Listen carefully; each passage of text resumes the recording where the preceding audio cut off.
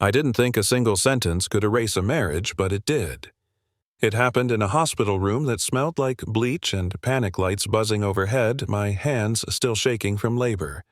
When my husband looked at me and said almost casually, "I can't do this," then turned around and walked out before I ever got to hold my newborns.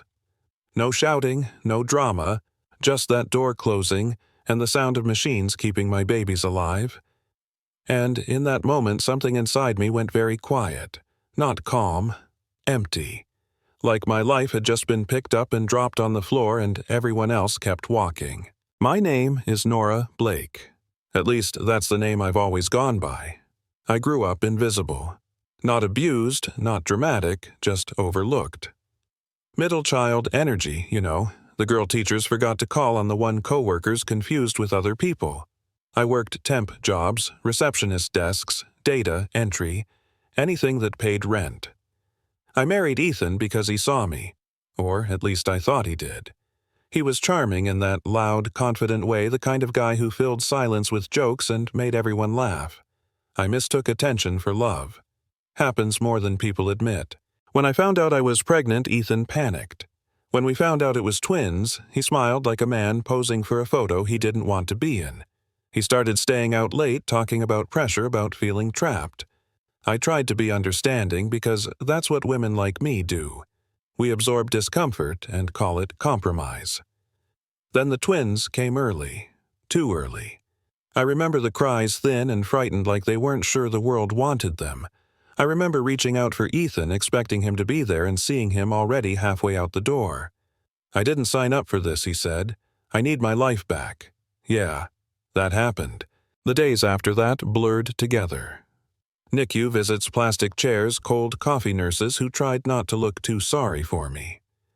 I slept in short bursts, always waking up with my heart racing. I didn't cry much. I didn't have time. I was too busy surviving.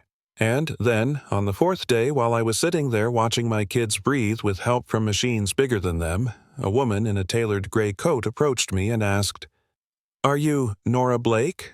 Her voice was calm, professional, like she was ordering lunch. She handed me a card. "My name is Helen Cross. I represent the Crosswell Trust. We've been looking for you for years." I laughed, not because it was funny, but because it was ridiculous. I told her she had the wrong person. She didn't argue. She just said, "Your legal name at birth was Eleanor Crosswell. You were adopted under a sealed record. Your biological grandmother passed away last month. She left everything to you." I told her she was insane. She slid a folder across my lap anyway. Inside were documents, photos, signatures, a life I didn't recognize. Turns out my grandmother built a real estate and logistics empire from nothing. Turns out she spent years trying to find the granddaughter who disappeared into the system. Turns out that granddaughter was me. I didn't feel lucky. I felt nauseous.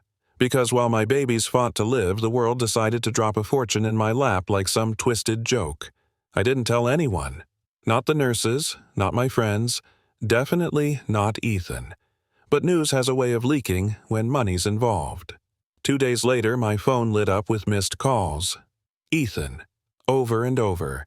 No messages about the kids. Just call me. We need to talk. This is important. I ignored it. For about 12 hours. Then, curiosity got the better of me. "Baby," he said the second I answered, voice suddenly warm. I heard some things. I didn't mean to leave like that. I was overwhelmed. I waited. Silence makes people uncomfortable. Eventually he added, "We can fix this. We're a family." That's when I knew. He didn't come back because he loved me.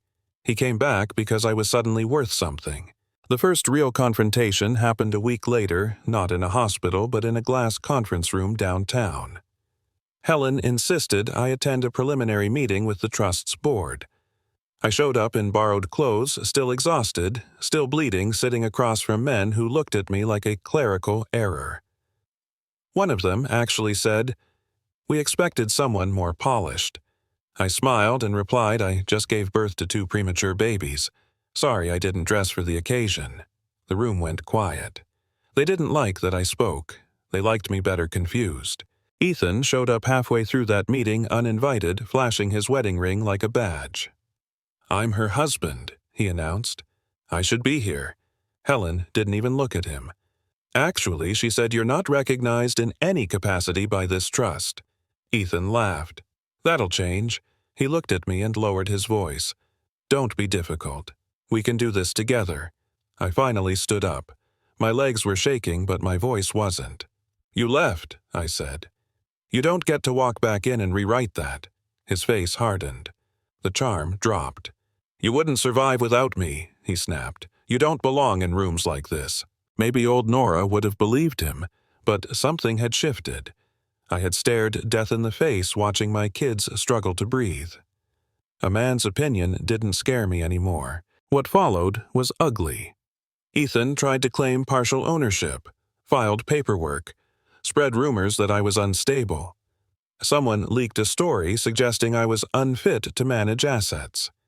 One board member suggested putting the trust under temporary control. Funny how quickly powerful people decide you're incompetent when you don't fit their image. The breaking point came when I found out Ethan had contacted a board insider offering to help manage me in exchange for access. That's when the quiet inside me finally cracked open. I stopped playing defense. I requested a full audit. I demanded meetings. I asked questions I wasn't supposed to know to ask. The board pushed back. Ethan got louder. One afternoon he cornered me in the lobby. "You're embarrassing yourself," he hissed. "Hand it over. Let me handle it." I looked at him and said, "You couldn't handle staying in a hospital room." He slapped the wall next to my head. Security intervened. People stared. For once, I didn't look away. The final showdown happened at a charity gala my grandmother had funded for years.